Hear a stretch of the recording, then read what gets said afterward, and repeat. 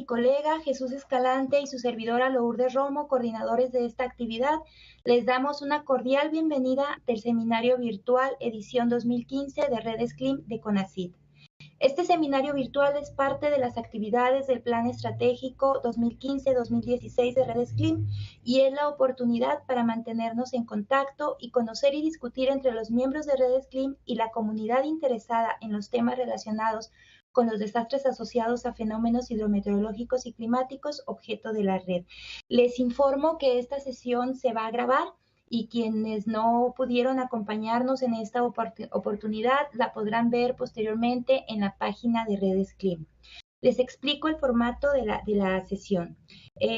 Haré una breve presentación de nuestro conferencista invitado. Después pasamos a la presentación del conferencista, que tomará entre 25 y 35 minutos. Vamos a cerrar desde el administrador acá todas las cámaras y micrófonos para evitar distracciones, y las preguntas las pueden hacer a través del chat. En la pantalla de su lado izquierdo tienen dos opciones, una para ver cámaras y personas y la otra de mensajes, que ahí pueden escribir sus preguntas para el chat, mismas que al final de la presentación estaré leyendo a nuestro conferencista para que de manera muy breve, muy sucinta, nos dé respuesta. La sesión está programada a tiempo máximo 60 minutos. Al final me tomaré unos 5 minutos para dar los avisos de la red y para informar a la comunidad sobre las actividades que estamos haciendo. Muchas gracias, Lourdes, compañeros, colegas, espero que me escuchen. Es la primera vez que vamos a hacer este tipo de seminario. Voy a tratar de compartir la presentación que les quiero mostrar. Un PowerPoint. Entonces, iniciamos, es el título de lo que queremos hablar hoy, para compartirlo con todos ustedes. Entiendo que tenemos diferentes formaciones, por lo tanto, traté de hacer una presentación un poco neutra. No quiero hablar mucho de los autores, sobre todo porque pues, yo estoy dedicado a la parte de las ciencias sociales asociadas al riesgo, a la vulnerabilidad y a los desastres. Entonces voy a tratar de ser más puntual en cuanto a los aportes de cada una de las disciplinas que les quiero presentar. Solamente voy a presentar los aportes al estudio de los desastres. A lo mejor por ahí habrá alguien que sí esté interesado más en la parte social, pero con mucho gusto, después de la reunión o un correo electrónico, podamos intercambiar ideas para quizás pues profundizar más sobre todo en los autores, ¿no? Entonces, mi presentación va en este sentido, traté de hacerla neutra, si el concepto existe, para que todos y todas podamos tener más o menos un piso base, ¿no? Entonces, la presentación que les quiero mostrar el día de hoy tiene 3 partes. La primera es el marco de referencia.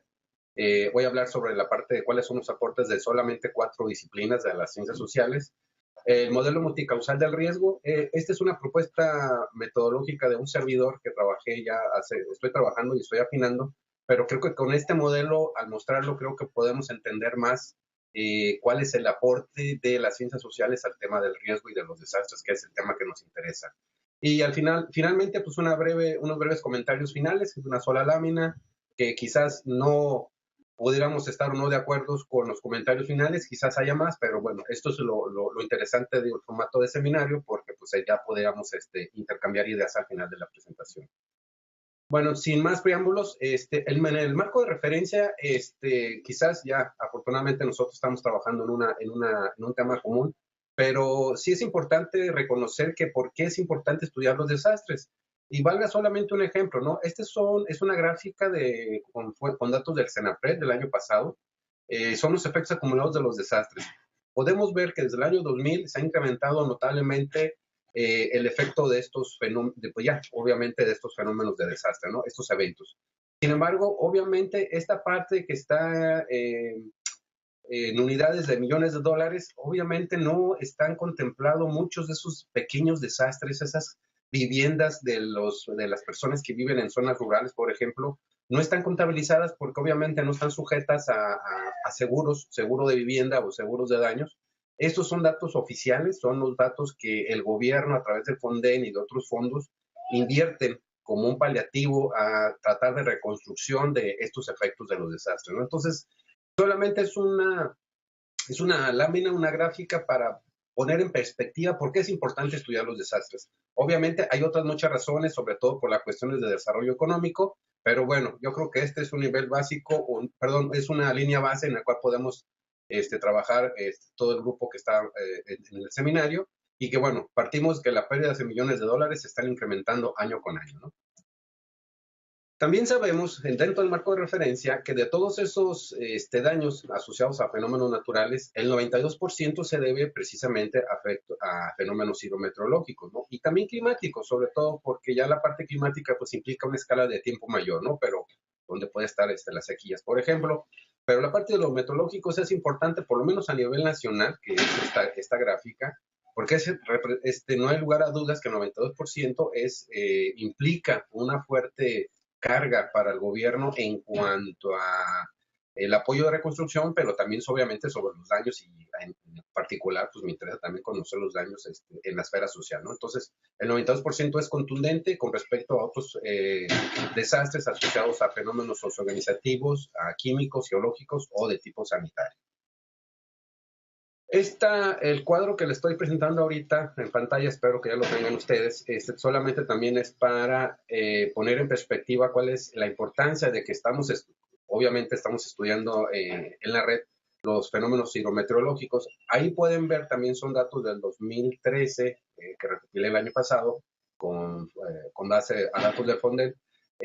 Fenómenos hidrometeorológicos también asociados a este mismo periodo son 300. Obviamente, y esas son cifras oficiales, por eso siempre hay que hacer hincapié de que no todo lo que es las cifras oficiales nos están mostrando realmente cuál es la realidad en un país como México, ¿no? Población afectada, también según la metodología que emplea el CENAPRED, o sea, obviamente que la población afectada es muy relativo porque puede estar asociado desde a alguna persona que va a trabajar o va a la escuela y de repente una calle está inundada porque en la cuenca, aguas arriba de la cuenca, se presentó un fenómeno de desastre. Bueno, pues también es una parte que está afectada, ¿no? Porque está modificando su cotidianidad. Pero bueno, nos quedamos con los datos oficiales y ahí tenemos que son más de 3 millones de personas afectadas asociados a fenómenos hidrometeorológicos durante este mismo periodo, ¿no? Ahí vienen también las viviendas y creo que ya esta también presentación ya se las habíamos hecho llegar, pero si no, con mucho gusto la compartimos. Ahora bien, si hacemos un ejemplo, un ejercicio entre todos los que estamos participando y nos preguntamos qué es un desastre, seguramente cada uno de nosotros y de nosotras va a tener una perspectiva, una definición diferente.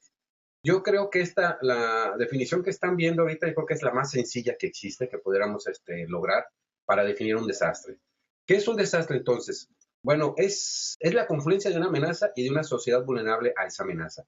Es muy común y escuchamos todo el tiempo en los medios de comunicación o lo leemos en los periódicos, que hablamos indistintamente de la parte que esta población es vulnerable, pero a veces nunca no nos ponen a veces un elemento importante, vulnerable a qué. Por ejemplo, por cuestiones obviamente de mi institución, uno de los temas que manejamos mucho acá es la parte de la migración. Algunos trabajos los clasifican que es una población vulnerable, pero nunca nos dicen ante qué, pero nosotros nos imaginamos. Por lo tanto, el tema de la vulnerabilidad hay que tener mucho cuidado y decirlo vulnerable a qué. Es decir, algunos otros actores en México nos hablan de que hay que ponerle apellido al riesgo, a los desastres y en este caso también el término de vulnerabilidad. Pero ¿qué entendemos también como amenaza? Bueno, la amenaza no es cualquier fenómeno natural o socioorganizativo, debe cruzar un umbral. Es decir, muchas veces en la literatura, cuando revisamos los conceptos básicos de los desastres, el tema de amenaza es uno que está muy relacionado, hacen referencia a que lo más bien lo consideran como un sinónimo de peligro, incluso para mi forma de ver las cosas, lo ven como un sinónimo de fenómeno natural. Obviamente, si nosotros en este momento, bueno, sé que estamos en diferentes regiones, si en este momento cae en México una lluvia ligera de, no sé, 20 milímetros en un periodo de 24 horas, pues no deja de ser un fenómeno natural y que, pues sí, va a mojar el terreno y todo, pero no lo podemos considerar como una amenaza. Sin embargo, esa lluvia que en vez de 20 puede llegar a 70, 80 o 100 milímetros en un periodo de 24 horas, entonces ya no es la lluvia propiamente dicho, sino que ya es una amenaza porque cruza ese umbral y ese umbral es cuando nosotros lo estamos definiendo como una lluvia intensa, ¿no? Que, bueno, en la historia reciente y en la historia de largo aliento, Sabemos que nuestro país ha experimentado muchísimos fenómenos de lluvias intensas y otro tipo de fenómenos como las inundaciones. Y el otro término que está asociado a la definición de desastre es el de la vulnerabilidad, que en términos muy generales es la propensión de la sociedad a sufrir un daño socialmente significativo. ¿A qué me refiero cuando digo socialmente significativo? Que tenga una, digamos, una escala de representatividad en cierto sector de la sociedad. Por ejemplo, si en este momento en la esquina sucede un accidente vial, hay un choque, pues sí, pues podríamos considerarlo pues, como es un accidente como tal, pero no podemos considerarlo como un desastre porque al final de cuentas el desastre tiene una implicación social mayor, ¿no? Entonces, el tema de la vulnerabilidad está asociado a los aspectos cuando ocurren daños socialmente significativos, es decir, que una sociedad o parte de ella lo está reconociendo como tal, ¿no? Este tipo de amenaza y que trae daños socialmente significativos. No todos los accidentes, en este caso es otra escala, digamos, menor, pudiera estar asociado al tema de los desastres. Algunos ejemplos, quizás, para puntualizar lo anterior, no todos los fenómenos son amenazas, que es lo que mencioné el caso de la lluvia. Por ejemplo, un sismo menor a 6 grados Richter, pues sí, puede ocurrir en un momento, mucha gente lo va a sentir, pero realmente no es una amenaza porque no es socialmente reconocido y porque no va a implicar, dependiendo de la sociedad y donde ocurra, que va a provocar daños. Este es un dato para más o menos a la realidad mexicana. Pero si ya tenemos un sismo mayor a 6 grados Richter, entonces sí, podríamos tener ya cierto tipo de daños en algunos tipos de viviendas, de estructuras urbanas, entonces ya estamos propiamente hablando de que es una amenaza sísmica, ¿no? La lluvia intensa, el caso que les mencioné, obviamente, y ese también hay que manejarlo con mucho cuidado porque al final de cuentas, si en este momento en Chiapas, que es en uno de los estados donde llueve más hasta a nivel nacional, ocurre una lluvia de 2 pulgadas más o menos en 24 horas, quizás vaya a pasar desapercibido, quizás, por decirlo así. Pero si esa misma lluvia de 2 pulgadas ocurre en Tijuana se nos van a caer muchas, pues, para los que conocen la ciudad y que me entenderán de que hay muchas lomas en la zona de lomeríos y que ya históricamente nos ha provocado muchos daños con menos de esa cantidad de agua en menos de 24 horas. Por lo tanto, una lluvia por sí misma no es una amenaza, pero si es una lluvia intensa y rebasa cierto umbral, entonces ya estamos hablando de una amenaza.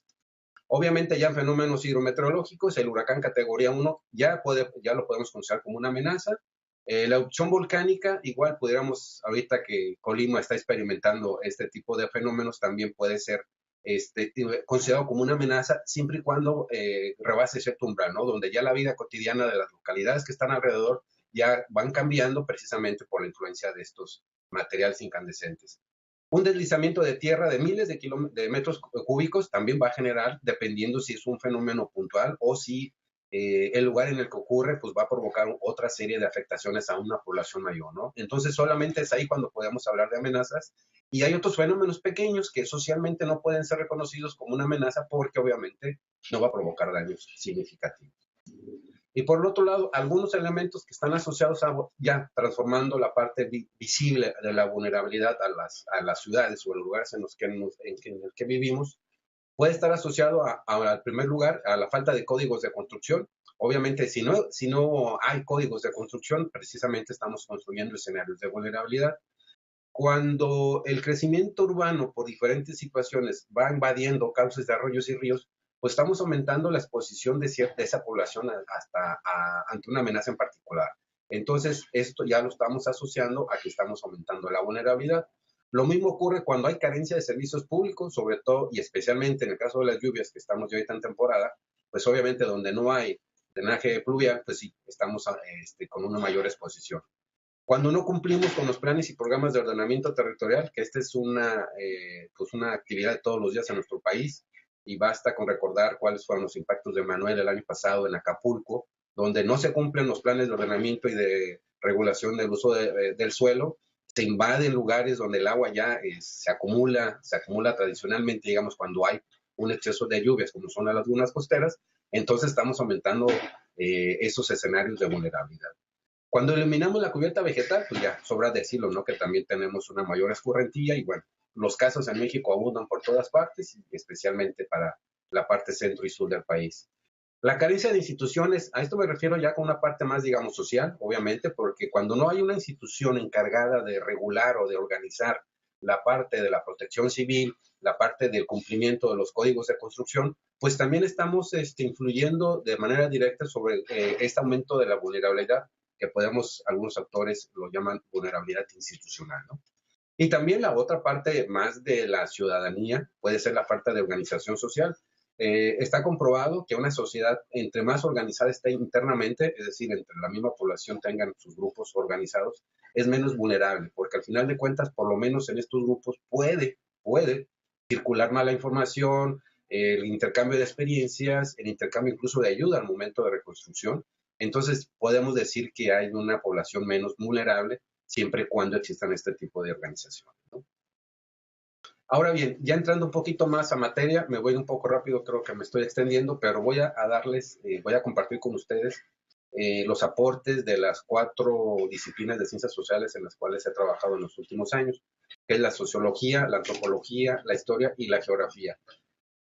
En primer lugar, por ejemplo, la sociología, y como les mencioné al principio, más que hablar de los autores, que podemos hacer otro seminario para hablar cuáles son los aportes de una específica de la sociología, pero en esta primera sesión solamente quiero compartir con ustedes los aportes que yo he encontrado dentro de mis investigaciones, ¿no? Desde mi perspectiva, son 4 los puntos, los elementos que ha aportado la sociología al estudio del riesgo y de los desastres. Uno, reconoce que el conocimiento es un hecho social. No podemos hablar de un conocimiento si no tenemos una respuesta social, es decir, que haya una parte de intercambio con alguna otra persona. Si una persona, digamos, está en una isla desierta, él va generando cierto conocimiento, pero si no es compartido con otra persona, pues es un conocimiento que efectivamente le va a ayudar a él, pero no es un hecho social desde la sociología porque no está compartido y no está siendo retroalimentado. Otro punto es que la realidad se circunscribe a la conformación de hechos sociales reconocibles para un grupo determinado de la sociedad, que está muy relacionado con el primero, ¿no? Desde la sociología, ese conocimiento que tenemos, y estoy asociando todo a esto a la parte de la construcción social del riesgo, para que quizás me vayan siguiendo de poquito más cerca en este tema, es que debe tener una fuerte carga social, es decir, que la realidad se conscribe como en cada grupo social en el cual se comparten experiencias y se comparten nuevamente también ciertos miedos, ¿no? Como lo podemos ver cuando analizamos la historia del riesgo, cómo ha cambiado desde la colonia, por ejemplo, el riesgo más frecuente en aquellos momentos era pues el riesgo a la condenación, es decir, hay que recordar que en la colonia pues tenemos una fuerte influencia de la fe católica y que bueno, ese digamos puede ser uno del riesgo mayor de las personas que dice, ¿sabes qué? Tengo que ser buen católico porque si no me puedo ir al infierno, ¿no? Entonces, este es un ejemplo un poco muy grueso, pero bueno, para señalar que cómo ha cambiado a través del tiempo la parte de la connotación del riesgo. El tercer punto es que la construcción social de la realidad debe de dar pie al estudio estructural de un conjunto de conocimientos que persigue un fin común. Esto se refiere más que nada a que nosotros, las sociedades, los individuos en una sociedad no actúan por sí solos, sino que para que esto ocurra y que tenga un significado, tiene que haber una asociación, digamos, si podríamos llamarlo, una asociación de individuos que piensen relativamente igual para poder conformar una estructura. Y de hecho, el término de la estructura social es el mayor aporte que hace la sociología para explicar cómo nos asociamos con el tema de los riesgos. Y finalmente, el riesgo toma una connotación tanto individual como colectiva. Precisamente como seres humanos tenemos nuestra fuerte carga individual de todo este conocimiento que tenemos, pero también nos influimos todos los días con la parte de estos grupos en los cuales nos desarrollamos. Puede ser un grupo, una estructura, en este caso, la estructura de gobierno, qué tanto influye sobre nosotros, la estructura, no sé, digamos, nosotros que somos académicos, de nuestras instituciones, cómo nos relacionamos y cómo compartimos, y vamos retroalimentando nuestro conocimiento individual. Para terminar con la parte de la sociología, el principal aporte es que va más que nada al estudio de esas estructuras sociales. ¿Y qué entiendo con estructura social? A cierta organización o grupo de personas que las une un elemento afín, que puede ser en este caso, lo mencioné hace un momento, la estructura gubernamental, la estructura social de los centros de CONACYT, que son más que nada asociación de personas que tenemos ciertos fines en común, ¿no? Entonces, la parte de la sociología va más que nada en este aporte. Entonces, ahora bien, pasando al tema de la antropología, son 5 elementos que yo vi cuando hice esta investigación. Es que el riesgo es una construcción social. Obviamente nosotros como personas tenemos una fuerte carga cultural que no es dada por sí mismo en el momento que nos desarrollamos en cierto grupo social, sino que también tiene una fuerte descendencia de cuál han sido todo ese bagaje que hemos tenido a través de los años. Por eso podemos presumirnos a nivel mundial de que la cultura del mexicano es esta o la cultura del mexicano es lo otro, ¿no? Entonces, la antropología va más que nada por la parte cultural del riesgo y por lo tanto da una explicación de este tipo. También otro elemento de la antropología es que resalta el papel de la vulnerabilidad y su relación con la amenaza. Es decir, que la antropología precisamente está diciendo que hay sociedades vulnerables, pero son vulnerables a cierto tipo de amenaza, no es vulnerabilidad en general, sino que la antropología y el aporte principal es que nos está asociando a que esa población es vulnerable a cierto fenómeno o a cierto evento. Para nuestro caso, que estamos más que nada estudiando los eventos hidrometeorológicos, pues bueno, es la vulnerabilidad ante eventos hidrometeorológicos y climáticos. El otro punto de la antropología es que la organización social y su respuesta ante el cambio social. Es decir, que las sociedades son como son en este momento porque son producto de un desarrollo de mucho tiempo atrás y que por lo tanto ha estado documentando en el tema de cambio social, es decir, cómo aquellas sociedades, en el caso de algunas sociedades tradicionales, ha habido la influencia de algún fenómeno natural intenso y esto puede provocar cambios. Y al final del día lo que tenemos en la actualidad es ese producto de todo ese tipo de vivencias que ha tenido esa sociedad y que lo está presentando como hoy, ¿no? En el caso de los mayas en la península de Yucatán, pues es un claro ejemplo de esto, ¿no? De cómo han acumulado ese conocimiento y por eso construyen el tipo de viviendas que construyen, que si bien es cierto para los ojos de un ojo inexperto, puede ser de que son viviendas endebles porque está hecha de palitos y material endeble, pero al final de cuentas, si se les cae, al final de cuentas en poco tiempo se reconstruye, ¿no? Y este es un conocimiento que han construido durante muchos años, precisamente experimentando ese cambio social que ha sido pues la presencia de los huracanes, ¿no? Que año con año impactan en la península de Yucatán.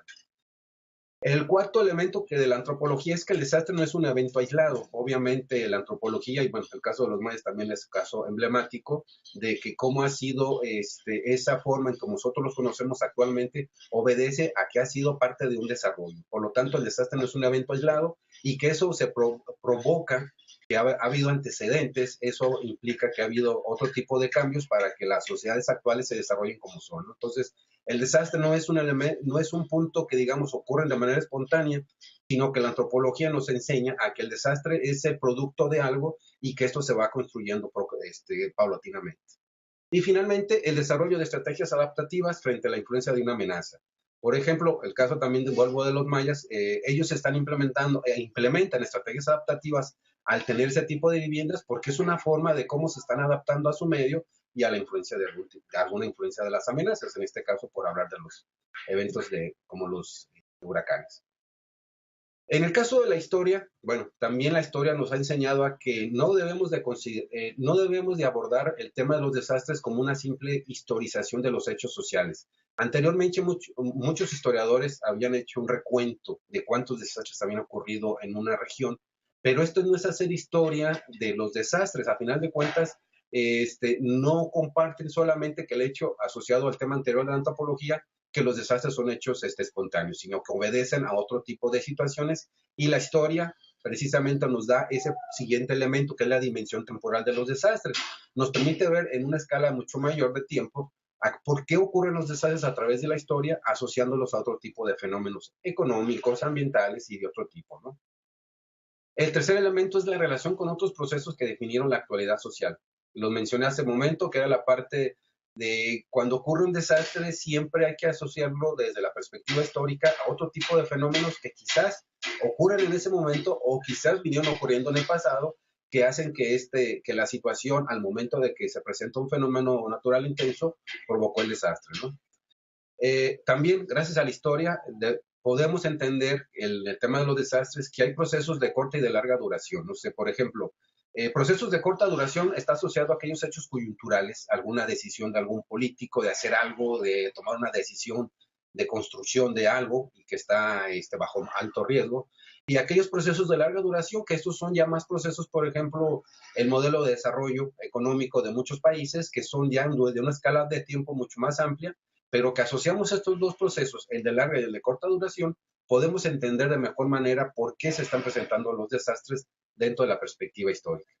Y finalmente aporta también la parte del desastre como un proceso, entendiendo lo que también la antropología, porque son a final de cuentas disciplinas asociadas, pues también lo toman como tal, ¿no?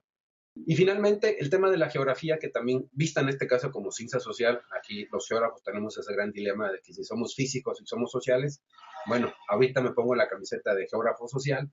Entonces, en la parte de la geografía son 4 los elementos, y el aporte de la geografía es que sobre la unicidad del espacio geográfico. Aquí puede haber una discusión sobre si realmente el espacio geográfico es único, porque desde chiquitos nos enseñaban a que el espacio geográfico era único, pero bueno, con el avance de las discusiones, pues ahorita pudiera estar a discusión, ¿no? Pero el primer punto que está asociado al tema de los desastres y de riesgo es que está considerando las características del territorio y sus relaciones con otros espacios. Cuando ocurre un desastre en una región, sí, todo el mundo vamos a ver qué pasó en el desastre, pero también hay que entender que esos espacios también tienen una fuerte relación con otros espacios y que vamos a tener otro tipo de afectaciones. El segundo elemento que también ha sido abordado por muchos actores y muchos de nosotros lo hemos trabajado es la relación de la sociedad con la naturaleza. Esto es cómo nosotros cuando vamos a campo entendemos e interpretamos las formas de ordenar el territorio. Hay formas muy eficientes, hay otras formas que no lo son, pero bueno, al final de cuentas el territorio obedece a cierta lógica de ordenamiento. El tercer elemento es, aquí también estamos ya tomando el tema de la vulnerabilidad, pero en el caso de la geografía, que está referida a las formas en que la sociedad se ve sometida o no a los impactos de una amenaza. Es decir, aquí ya con el aporte de las partes espacial y temporal que nos da la geografía y nos da la historia, entonces ya podemos asociar el tema del estudio de la vulnerabilidad en una escala mucho más amplia. Y algo muy importante que también está asociado mucho con la parte de la historia, en el caso de la geografía, estudiar los contextos, es decir, cómo se relacionan con el aspecto temporal, espacial, que eso es lo más tradicional, pero también con el tema de la regulación. ¿A qué se refiere la geografía con el tema de la regulación?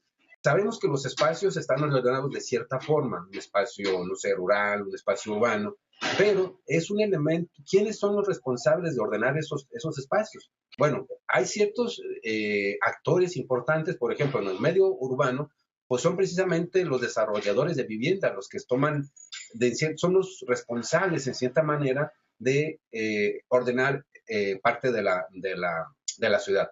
Obviamente aquí el gobierno tiene una fuerte carga, pero sabemos que al final de cuentas la política del gobierno muchas veces se ve modificada por los intereses de estos grupos o de otros grupos más amplios.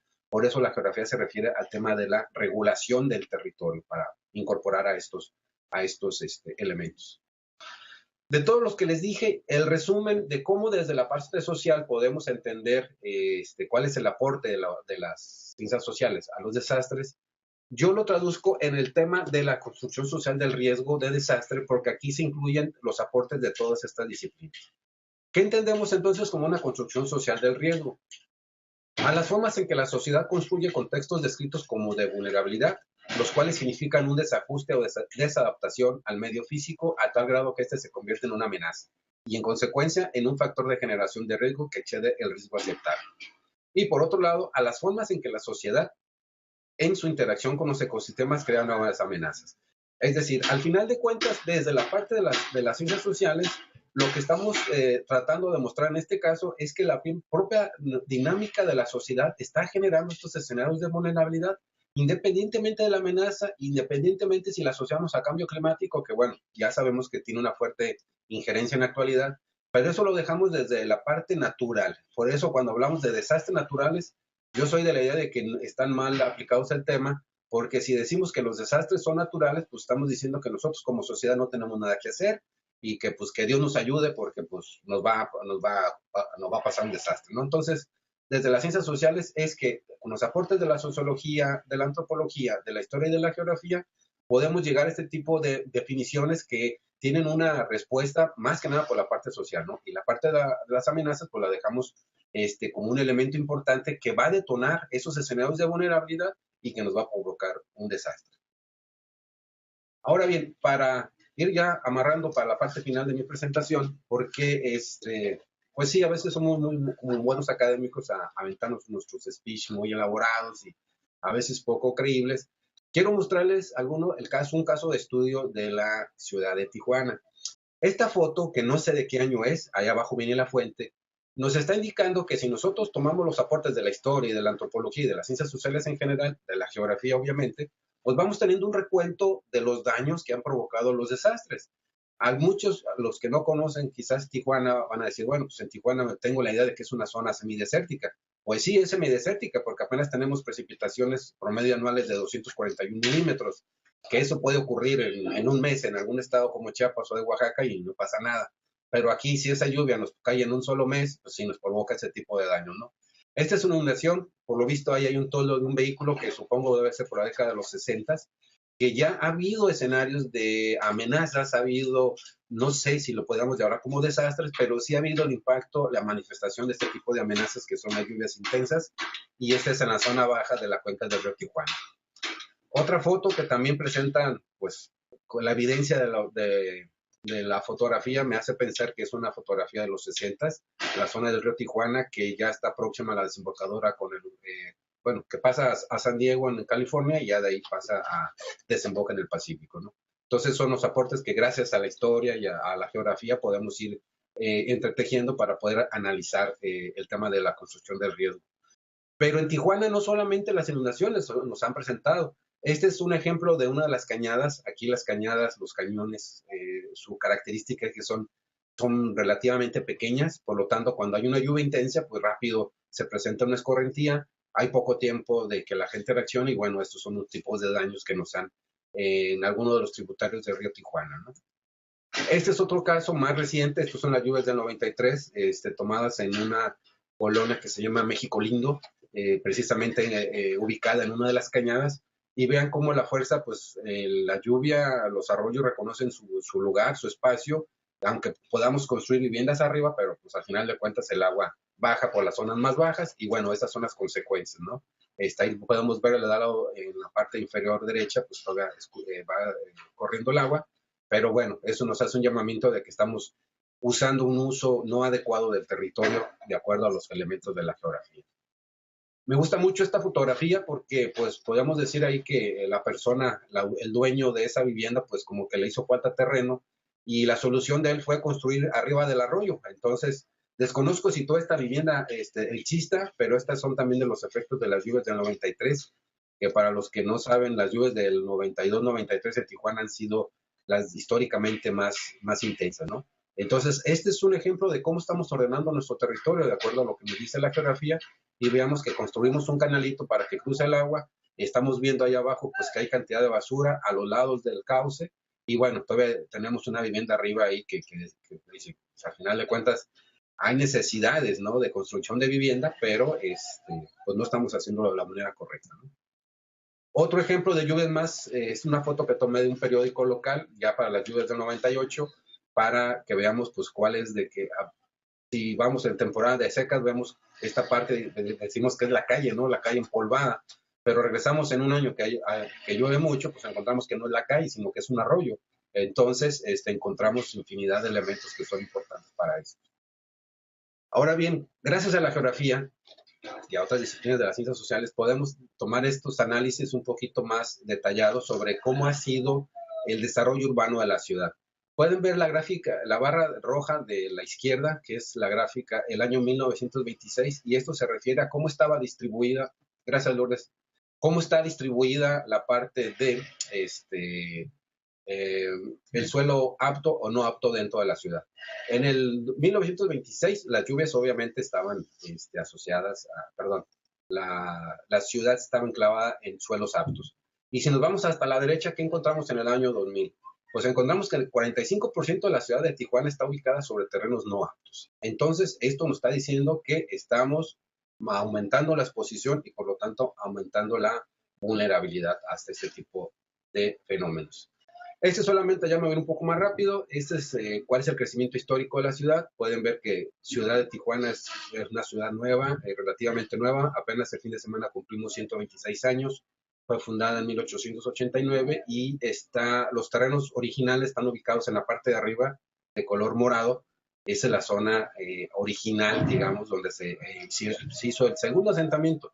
Posteriormente les hablaré del primero, pero por cuestiones de tiempo no lo voy a alcanzar a hacer. Entonces, este es el ejemplo de la geografía, cómo nos ayuda a ir analizando la parte de la construcción social del riego. Este es un recuento de las principales lluvias en los últimos años. Fíjense que precisamente el periodo de máximas crecidas en la ciudad han estado asociados con el fenómeno del Niño. Ahí tenemos las lluvias del 82-83, las del 92-93 que les mencioné fueron las más intensas, y cuáles han sido las del 97-98 si las comparamos con las del 93, creo que ninguna de las dos anteriores han tenido una carga significativa, ¿no? Pero así ha sido la historia.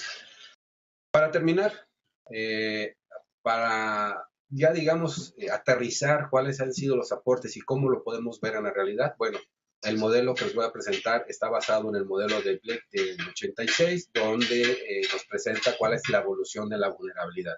Desde las causas de fondo que obedecen a una escala global a las condiciones inseguras que son las que ya podemos ver a nivel local, ¿no? ¿Esto a qué nos lleva a la conclusión? Bueno, que para mí me permitió definir que hay condiciones iniciales y que hay factores iniciales para el tema de la construcción social del riesgo. Cuando ocurre un evento, una amenaza significativa que provoca un desastre, no va a hacer que podamos iniciar el ciclo, ¿no? Mi intención en esta gráfica es que veamos que la construcción social del riesgo obedece a un ciclo que continuamente lo estamos construyendo, en etapas en que aceleramos los procesos y quizás en otras etapas en las que no lo hacemos, ¿no? Pero al final de cuentas, esa es la idea de que la construcción social del riesgo, al igual que el ciclo de los desastres, obedece a cierto tipo de ciclos. Esto me permitió llevar a proponer un modelo que es sobre la construcción social del riesgo para el caso de Tijuana. Hago la aclaración, posiblemente haya elementos que no podamos encontrar en otras regiones, pero que yo la estoy asociando a como condiciones iniciales es la amenaza, es decir, lluvias intensas asociadas al fenómeno del Niño, que hasta ahorita han sido las más intensas, y los factores iniciales, que son ya los que están asociados con la vulnerabilidad. ¿A qué me refiero con esto? Bueno, en Tijuana, la dimensión socionatural que está asociada al tema ambiental, a la dimensión sociohistórica, esto está dado por las historias de vida de las personas que vivimos en la ciudad y aquellas experiencias que hemos tenido, obviamente asociadas al tema de los desastres. Una tercera dimensión es la dimensión sociocultural, que ya está asociado más que nada al proceso migratorio. ¿Por qué el proceso migratorio? En Tijuana, la mitad de los habitantes del estado somos nacidos en otra entidad. Entonces, el tema de la migración es un tema que debemos de considerar para los casos de ciudades como Tijuana. Y el otro también es el crecimiento urbano, ¿no? Que ese sí se comparte con otras muchas ciudades en el país. Y un cuarto elemento es la dimensión institucional, que sabemos también tiene una fuerte influencia sobre la vulnerabilidad. Yo solamente alcancé a hacerlo asociado al tema de la protección civil y a otras dependencias, ¿no? Pero sobre todo son a escala municipal y a escala estatal. Necesitamos revisar este modelo para poderlo irlo actualizando y quizás relacionarlo con otras formas. Y bueno, esto ya traté de hacerlo, compactarlo en los 5 minutos que me quedaban. Como comentario final, a excepción de los que ustedes me puedan enviar o podamos comentar, son 4 de mi rápida presentación. Cuando hablamos de los desastres naturales, lo único natural es la amenaza, por lo menos desde lo que nos han enseñado las ciencias naturales. La amenaza sí es natural y esa podría estar en discusión, porque si la asociamos a cambio climático, pues yo creo que en esta vida en este mundo ya no hay nada natural. Pero bueno, podemos dejarlo en este punto. Lo natural dentro de los desastres, solamente la naturaleza, lo otro es socialmente construido. El 2 es que la vulnerabilidad es un contexto social en el sentido amplio. ¿A qué me refiero con esto? Que los escenarios de vulnerabilidad lo estamos construyendo todos los días. Si bien es cierto, ahorita no hay lluvias intensas en esta región del país, pero sí estamos empeñados en hacernos más vulnerables. ¿Y por qué me refiero con esto? Porque en este momento en varios puntos de la ciudad de Tijuana hay movimientos de tierra para construcción de nueva vivienda y los cortes no son como deberían de ser, porque son cortes sobre cerros y en vez de hacerlos de 45 grados lo hacemos de 90.